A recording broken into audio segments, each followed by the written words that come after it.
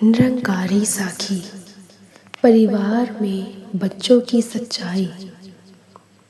पापा पापा पापा, देखो मुझे चोट लग गई है, खून आ रहा है। 5 साल के बच्चे ने अपने मुंह से पापा को बुलाकर ये सब कहा। पापा सब कुछ छोड़कर गोदी में उठाकर 1 किलोमीटर दूर एक क्लिनिक तक भाग भाग कर पहुंचे।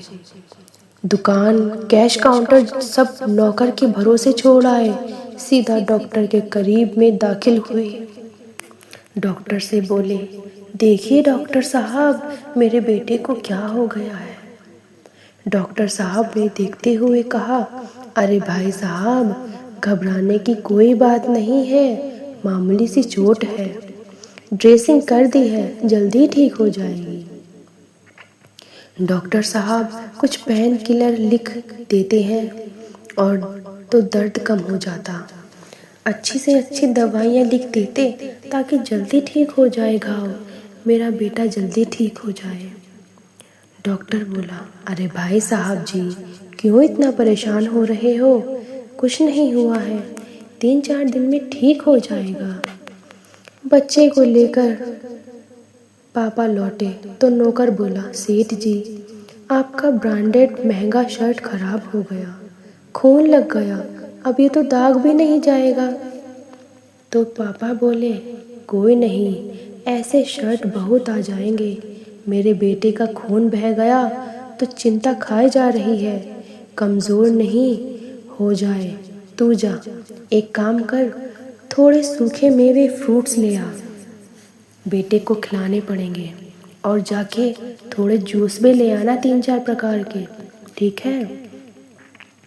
40 साल बाद उस पापा और बेटे की बातें। दुकान शोरूम में तब्दीली, दुकान शोरूम में बदल गई। भाई साहब का बेटा व्यापार बखूबी संभालने लगा। भाई साहब रिटायर हो चुके हैं और घर पर ही रहते हैं। तभी घर से बेटे की बीवी का फ़ोन आता है। बीवी बोली उसके बेटे से, अजी सुनते हो, ये आपके पापा पलंग से गिर गए हैं, सर से काफ़ी खून बह रहा है। तो लड़का बोला, अरे यार, ये पापा भी ना, इनको बोला है कि ज़मीन पर सो जाया करो, पर मानते ही नहीं, पलंग पर ही सोते हैं।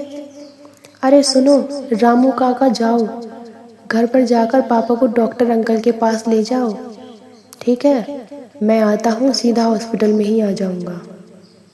तो संतू जी, वो पापा बूढ़े हो चुके हैं। रामू काका धीरे धीरे चलकर घर जाते हैं। तब तक सेठ जी काफ़ी खून में बह चुके थे। बहू मुंह चढ़ाकर बोली, ले जाओ जल्दी से, यहाँ पूरा महंगा कालीन खराब हो गया है खून से। काका जैसे तैसे रिक्शा में सेठ जी को डालकर क्लिनिक ले गए।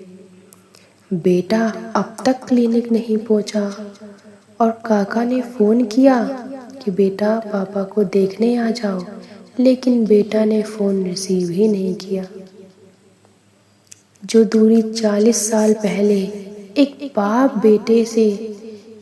बेटे के सर पर खून देखकर बेटे को गोदी में उठाकर भागकर 10 मिनट में तय की गई थी, उतनी ही दूरी एक बेटा 1 घंटे में कार से भी तय नहीं कर पाया था। डॉक्टर ने जैसे ही भाई साहब को देखा, उनको अंदर ले जाकर इलाज शुरू किया। तब तक बेटा भी पहुंच गया।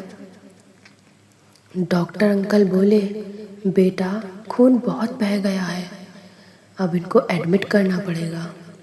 तो बेटा बोलता है, अरे कुछ नहीं डॉक्टर साहब, आप ड्रेसिंग कर दीजिए, ठीक हो जाएगा 2-4 दिन में। डॉक्टर अंकल बोले, कुछ दवाइयाँ लिख देता हूँ, थोड़ी महंगी है लेकिन जल्दी आराम हो जाएगा। लड़का बोलता है, अरे डॉक्टर अंकल चलेगा, 4-5 दिन आप ज़्यादा लगा लीजिए, लेकिन महंगी दवाइयों की क्या ज़रूरत है।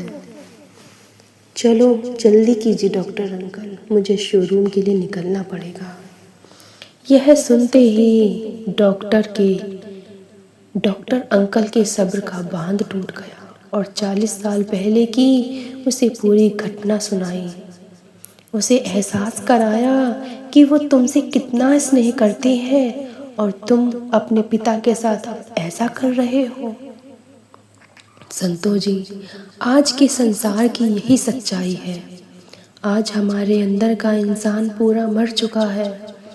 जो एक माँ बाप अपने 10 बच्चों को बराबर हिस्से में बराबर प्यार से, बराबर खाना खिलाकर, बराबर प्यार से उनको पालते हैं, लेकिन आज के इस कलयुग संसार में अपने 4 बेटों से ही एक माँ बाप नहीं पाले जाते हैं अच्छे से। हमें यही शिक्षा मिलती है संतों महापुरुषों जी कि इस धरती पर जन्म देने वाले हमारे माता पिता हैं, तो उनका अधिक से अधिक आदर सत्कार और उन्हें हमेशा प्यार देना है संतों जी, प्यार देना है। ये निरंकारी साखी संतों जी आपको अच्छी लगे तो दासी के चैनल को लाइक, शेयर और चैनल को सब्सक्राइब कीजिएगा संतों जी। बड़े प्यार से कहिए संतों जी, धन्यकार जी।